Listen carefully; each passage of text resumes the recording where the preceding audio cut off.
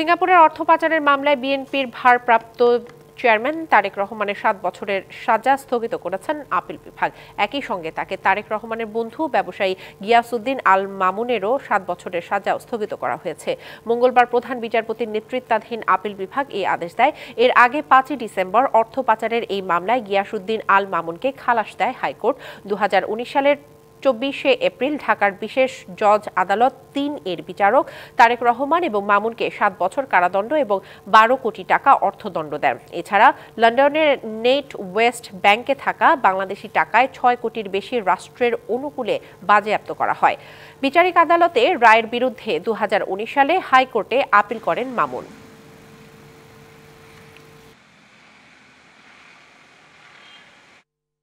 আজকে মহামান্য অ্যাপিলেট ডিভিশনের পূর্ণাঙ্গ বেঞ্চে মাননীয় আদালত শুনেছেন। এই অ্যাপিলের এগেনস্টে আমরা গিয়েছি, অ্যাপিল লিভ দিয়েছেন আমাদেরকে এবং আগামী 31 ডিসেম্বরের মধ্যে কনসাইজ স্টেটমেন্ট আমাদেরকে এবং দুদককে দাখিল করতে বলেছেন। এই মামলায় 2 জন আসামি, 2 জনের ক্ষেত্রে 2টি আপিলে সাজা স্টে করা হয়েছে। বছর শেষের খুশি নগদে হবে বেশি। নগদ পেমেন্টে নির্দিষ্ট ক্যাটাগরির কেনাকাটায় 300 টাকা পর্যন্ত ক্যাশব্যাক।